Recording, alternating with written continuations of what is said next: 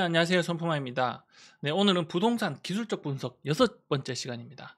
자, 오늘 배워볼 내용은 오늘부터 조금 진도를 빨리 나갈 거예요. 왜냐하면 기본적인 개념 설명이나 이런 것들은 앞에서 다 말씀을 드렸기 때문에 자, 이제 보통 이제 여러 개의 보조 지표들을 비교해서 조금 보여드리는 식으로 조금 진도를 빨리 나가도록 하겠습니다. 자, 오늘 사실 보여드릴 거는 이전에 이제 말씀드렸던 게 CCI였고 RSI입니다. RSI. RSI는 이제 어떻게 보면 영어로 Relative Strength Index 뭐 이렇게 상대 강도를 나타낸다라고 돼 있는데 이게 무슨 얘기냐면 결국 상승의 힘이 얼마나 세냐, 하락의 힘이 얼마나 강하냐, 그 모멘텀, 이 추세의 모멘텀의 강도를 어떻게 보면 수치화해서 나타내는 겁니다. 그래서 이제 실제로 강도가 이게 지금 상승의 강도가 너무 세다 그러면 지금 과매수 상태다. 그리고 이제 이게 뭐 하락의 강도가 너무 세다 그러면 이게 과매도 상태다. 이런 것들을 쉽게 보기 위해서 만든 지표라고 보시면 됩니다. 그래서 사실은 CCI 앞전에서 배웠던 CCI랑 분석하시는 매수 타이밍을 이제 보는 방법은 동일합니다. 자, 그러면은 저 CCI랑 비교를 한번 해보도록 하겠습니다. 자, 서울로 한번 해보고요. 지금은 그러면 두 개만 켜볼게요. CCI랑 RSI 두 개만 이렇게 켜보도록 하겠습니다. 네, 두 개만 이렇게 켜보면 어때요? 전체적으로 봤을 때 여기 위에 있는 게 CCI고 밑에 있는 게 RSI입니다. CCI랑 RSI랑 이제 큰 과매도 과매수를 나타내는 것들은 타이밍들이 비슷합니다. 근데 조금 자세히 보시면 이렇게 보시면 CCI가 확실히 RSI보다는 빠르긴 빠르죠. 이렇게 보시면 이미 상승을 하기 전에 CCI는 먼저 상승 신호를 알려줬고 이때도 하락 때도 하락을 하기 전에 그죠? 먼저 알려줬습니다. CCI는. 근데 이제 RSI는 그거보다는 조금 보시면은 느립니다. CCI보다는 보시면 그죠? 타이밍이나 신호들이 조금 느립니다. 그래서 그렇다고 하더라도 이때 보시면 거의 이때 그거 보면 발목이고 이때도 거의 보시면 매도 타이밍에도 보시면 거의 뭐 이마 정도는 된다고 보실 수 있죠. 그죠? 이렇게 매수. 이때가 과매도 구간을 뚫고 올라갈 때 매수, 과매도 구간을 뚫고 내려올 때 매도잖아요. 그렇다고 하더라도 사실 RSI도 정말 좋은 지표다. 근데 CCI만 보면 되지 왜 RSI를 추가로 보느냐라는 그런 관점에서 봤을 때는 자, 우리가 상대적으로 RSI는 CCI보다 조금 어떻게 보면 안정적이고 무겁습니다. 이렇게 보시면 얘는 이 상황에서 이렇게 가지만 얘는 안정적으로 무난하게 가죠.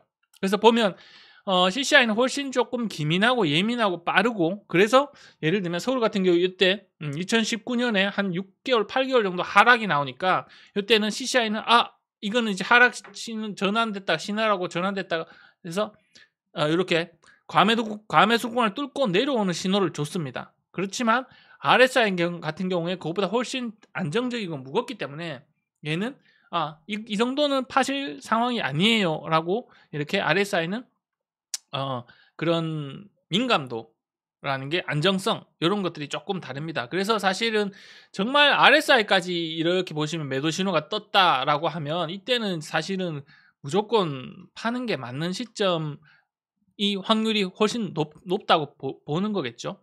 자, 그래서 사실 이제 CCI랑 RSI를 비교해 보면 CCI는 조금 더 예민하고 빠르고 대신에 조금 한 5개월, 6개월만 사실 하락 신호를 보내도 얘는 팔라라고 한다는 거고 그게 사실은 반등이 나올 수도 있지만 상승으로 반등이 나올 수도 있지만 RSI는 그보다 훨씬 더 조금 안정적이고 무겁게 이제 반응하는 지표다라고 보시면 됩니다. 자, 그래서 사실 이렇게 CCI랑 비교를 해봤고요. 그래서 이제 제가 정리를 해놨네요. 모멘텀을 나타내는 대표적인 지표 CCI랑 비교해봤을 때 둘 다 모멘텀을 나타내지만 이런 추세, 강도 상승 하락의 강도를 나타내지만 RSI가 CCI보다 상대적으로 안정성이 훨씬 더 높으나 신호가 조금 더 느리다는 한계가 있다는 거예요. 그래서 그런 것들을 참고해 보시면 좋을 것 같고요. 자, 오늘 하나 더 볼 거는 MFI입니다. MFI는 뭐 이제 어떻게 보면 가격 흐름 인덱스 지수, 가격 흐름 지수라고 보면 되는데 얘는 뭐냐면 RSI랑 거의 동일합니다. RSI랑 매수 매도 상대 강도를 측정하기 위해서 사용한다는 목적 자체는 동일해요. RSI랑 정말 비슷한 지표지만 얘는 RSI보다 하나를 지표를 더 봅니다. 거래량도 봅니다. RSI나 CCI 같은 경우에는 이 가격 하나의 지표 가지고 얘의 가격의 어떻게 보면 상승의 힘, 하락의 힘 이런 것들을 보고 추세, 과매수, 과매도를 나타내는 보조 지표거든요. 그런데 이 MFI라는 거는 가격도 보지만 하나 더 보는 게 뭐다? 거래량까지 함께 고려해서 이게 정말 과하다.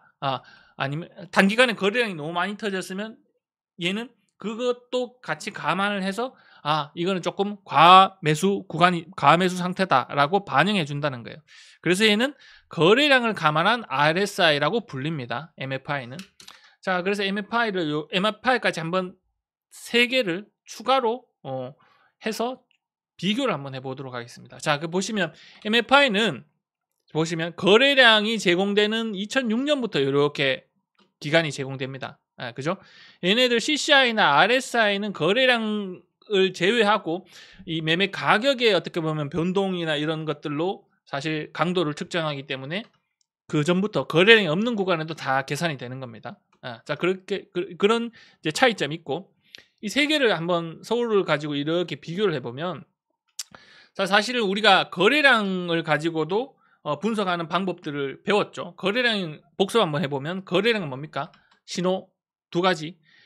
평균 거래량 이상을 올라왔느냐, 그죠? 이렇게 보시면 요때 이게 평균 거래량이고 평균 거래량 이상을 올라오는 신호가 나타났느냐. 그리고 또 뭐다?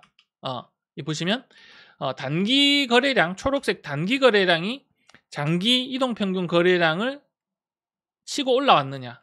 매수 신호죠. 치고 올라왔을 때 요때 보시면 매수 신호. 그게 이제 사실 뭐 어떻게 보면 용어로 표현하자면 골든 크로스. 그죠? 그런 것들의 신호리 보시면 거래량이 평균 단기 이동 평균 거래량이 이미 골든 크로스로 요때 나타났고 그다음 요 시기에 평균 거래량 이상 상승을 나타났고 CCI는 그보다 사실 조금 더 빠르게 요때 매수 신호를 보내왔고 그러면 이제 서울 같은 경우 이렇게 보시면 23년 7월에 CCI가 제일 먼저 신호를 보냈고 그 다음 거래량이 그죠? 24년 4월에도 이렇게 단기 거래량이 올라오면서 신호를 보내냈고 평균 거래량은 24년 7월에 또 이렇게 신호를 보냈고 신호가 하나, 둘, 3개씩 이제 늘어나죠. 매수 신호 포인트가 그죠? 이렇게 보면 CCI가 제일 빠르고 그 다음 또 보면 MFI도 보면 MFI가 거래량을 같이 동반해서 계산하는 것보다 보니까 RSI보다 조금 더 먼저 이렇게 빨리 신호가 나오죠. RSI보다 먼저 신호가 빨리 나오죠. 이때 그죠? 23년 10월에 MFI는 매수라고 이때 거의 바닥이죠. 그죠? 지수로 보면 거의 바닥에 이때 매수 신호를 보내준 겁니다. 그래서 그렇게 보시면 이제 어떻게 보면 CCI 그럼 거래량의 그런 기준들 그리고 MFI 이렇게 신호들을 보내준다는 겁니다. 그러면 예를 들면 이제 한번 우리가 또 다른 지역도 한번 샘플로 한번 분석을 해볼게요. 울산을 한번 분석을 해보면 자 울산 같은 경우에 이렇게 보시면은 거래량은 지금 평균 거래량 이상 못 올라왔죠. 거래량은 평균 거래량 신호는 매수 신호를 안 보냈습니다. 그런데 지금 보시면 단기 거래량 이동평균선이 이렇게 장기 거래량 이동평균을 치고 올라갔죠. 이렇게 보시면 치고 이제 올라갔습니다. 거래량의 신호가 하나가 떴고 CCI는 제일 빨리 움직이면서 이미 그죠? CCI는 제일 빨리 움직이면서 이때 언제입니까? 23년 9월에 신호를 보냈다는 겁니다. 23년 9월에 신호를 보냈고 RSI는 아직 신호가 안 떴고 MFI는 두 번째로 24년 10월에 신호를 보냈습니다. 이때 신호를 보냈습니다. 자, 그러면 이제 울산 전체 이 지수로 봤을 때 이렇게 보면 신호가 1개, 2개, 이제 3개가 떴잖아요. 이 얘기는 무슨 얘기입니까?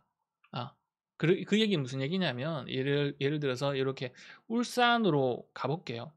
아파트 단지로 가보면 이미 선도 단지들은 이미 반등을 했을 거라는 얘기예요. 보세요.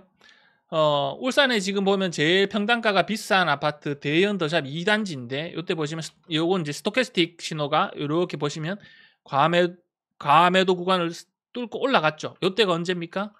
23년 1월에 23년 1월에 정확히 어떻게 보면 특례보금자리론이 나오는 시점이 바닥이었고 그때를 바닥으로 상승 신호, 매수 신호 포인트가 떴었습니다. 여기 보시면 DMI는 아직 제가 설명을 안 드렸지만 뒤쪽에 설명드리겠지만 DMI도 보면 이렇게 과매도가 엄청 심하다고 매수 신호를 이때 보냈고 거래량을 감안한 MFI는 이제 거의 바닥이 3개월 전쯤에 더 바닥이었고 그래서 얘네를 보면 이제 이때 시점에 2개 신호가 이미 떴었고 그 시점으로부터 바닥에서부터 보시면 이렇게 이미 1억 9천 이상 34%가 상승했습니다. 2년 4개월 동안. 그죠? 뭐 예를 들면 뒤쪽으로 가더라도 다른 아파트들을 보더라도 얘는 한 달 더 뒤에 2월 달 23년 2월이 매수 신호였고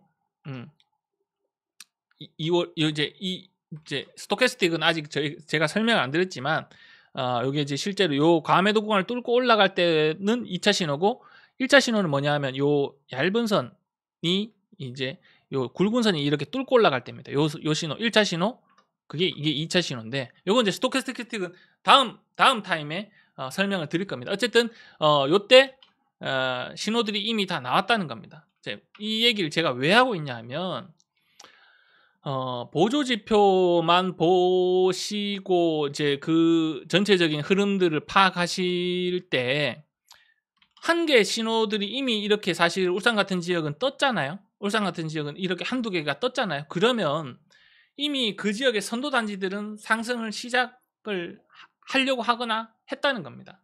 그래서 이제 이 신호들이 예를 들면 스토캐스틱도 뜨고 얘도 뜨고 다 뜬다 그러면 그 시점 상황에서는 어떻게 보면 전체적으로 대세 상승이거나 아니면 2급지까지 이제 이미 번졌거나 뭐 그런 흐름들입니다. 그래서 보시면은 예를 들면 비교해서 한번 볼게요. 예를 들면 울산이랑 부산이랑 대구를 이렇게 한번 비교해 보겠습니다. 비교를 해서 이렇게 최근 시점을 이렇게 보면 이 초록색이 지금 울산이거든요. 초록색 울산은 지금 울산만 CCI가 이미 이 구간에 올라와 있죠. 그죠? 과매도 구간을 뚫고 올라와 있고 나머지 MFI도 뚫고 올라와 있죠. 뚫고 올라와 있죠. 그리고 이제 LTI 말고 예를 들면 이제 오늘 배웠던 RSI로 이렇게 바꿔볼게요. RSI로 이렇게 바꾸더라도 울산은 RSI는 워낙 조금 안정적이고 느린 신호라서 울산은 RSI는 아직 이 과매도 구간을 뚫고 대세 상승으로 올라가지 못했지만 얘 말고는 지금 CCI나 MFI 신호들이 다 떴다는 겁니다. 그러면 무슨 얘기냐? 대구나 부산보다 울산이 상대적으로 지금 더 빨리 상승의 흐름이 움직이고 있고 이미 신호가 왔다는 거예요. 얘가 울산이 더 빨리. 그렇죠?